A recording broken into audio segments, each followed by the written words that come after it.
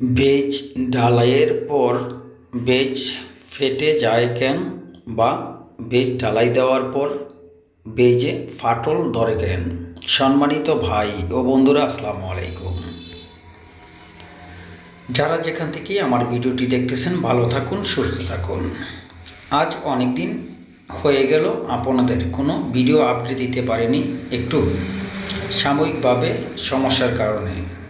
তো এখানে দেখতেছেন যে বিষয়টি নিয়ে অনেকেই এরকমের একটি টেনশনে থাকেন যে বেজ ঢালাই দেওয়ার পর বেজে দেখবেন অনেক সময় ফাটল ধরে।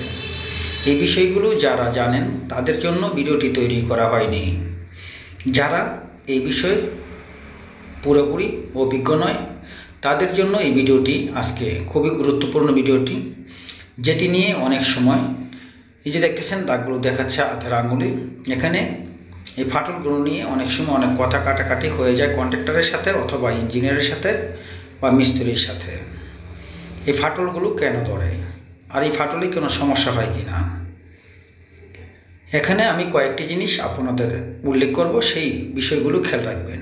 এখানে হতে পারে কয়েকটি কারণে এরকম হতে পারে, তো আমি আপনাদের সব কিছু বলবো না, সেটি অবশ্যই কমেন্টে বলে যাবেন।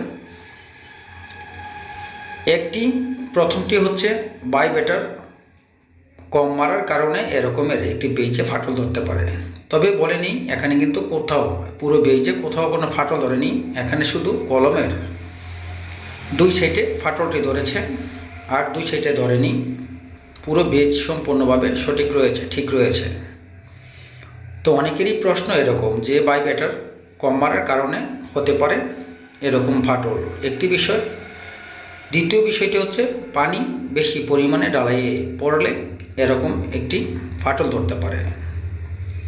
অনেক সময় এখানে যে রিংগুলো বাঁধা হয় সেই রিংগুলো যদি ঢালাইয়ের সমানে সমানে পড়ে যায়, তখন বেজগুলো শুকিয়ে গেলে একটু টান দিলে তখন এই ফাটলটি দেখা যায়।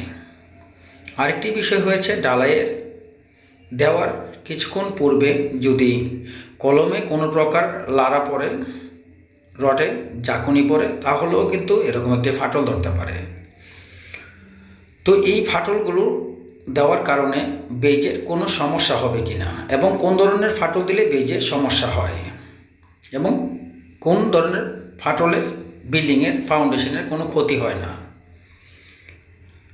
এখানে দেখতেছেন যে বেজটি ঢালাই দেওয়া হয়েছিল, সেই ঢালাইয়ের পরদিন দেখা গেল এখানে একটি ফাটল দেখা দিয়েছে। এই নিয়ে অনেক কথা কাটাকাটি অনেক কিছু হয়ে যায় মালিকের সাথে, কেন ফাটল ধরলো, ফাটবে বা কেন, হয়তো বাইবেটার কম মারা হয়েছিল, এরকমটি বলে থাকে, বা যেই বিষয়গুলো আপনাদের উল্লেখ করলাম সেই বিষয়গুলো নিয়ে কথা হয়ে থাকে। যাই হোক, সেটি আপনারা অনেকেই রয়েছেন অভিজ্ঞ। আমি কিন্তু কোনো ইঞ্জিনিয়ার নই, আমি মূলত একজন কন্ট্রাক্টর।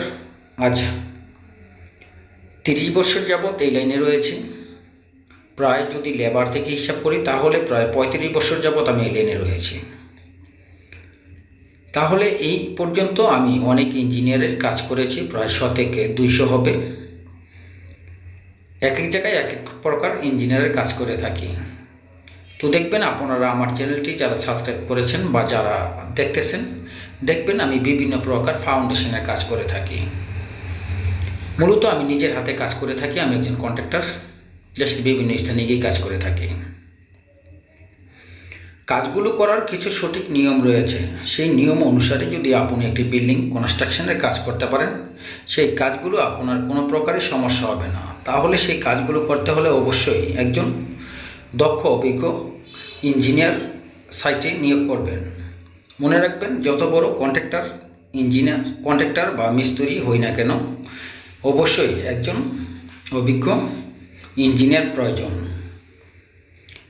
আরেকটি বিষয়, এখানে দেখতেছেন একটি বেজে কিন্তু ঢালাই দেওয়া হয়নি, টেম্পার, এখানে কিন্তু টেম্পার দেওয়া হয়েছে। এটি কিন্তু 5 তলা ফাউন্ডেশন। এই টেম্পারগুলো কেন দিয়ে থাকে, আর টেম্পার না দিলেই বা কী হয়?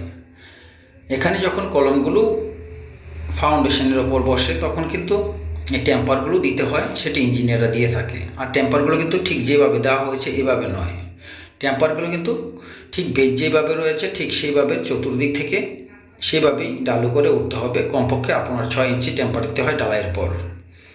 তো অনেক সময় আমরা কাজগুলো অনেক প্রকারই করে থাকি।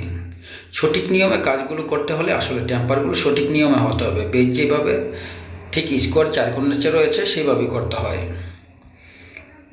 যাই হোক, সেই কাজগুলো অবশ্যই আপনারা করে নেবেন ভিডিওটি শর্ট হওয়ার কারণে। যেটি মূল বিষয় সেই ফাটলের জন্য ভিডিওটি করা, অবশ্যই কমেন্টে জানিয়ে নেবেন। আজ এই পর্যন্ত, ভালো থাকুন, আল্লাহ।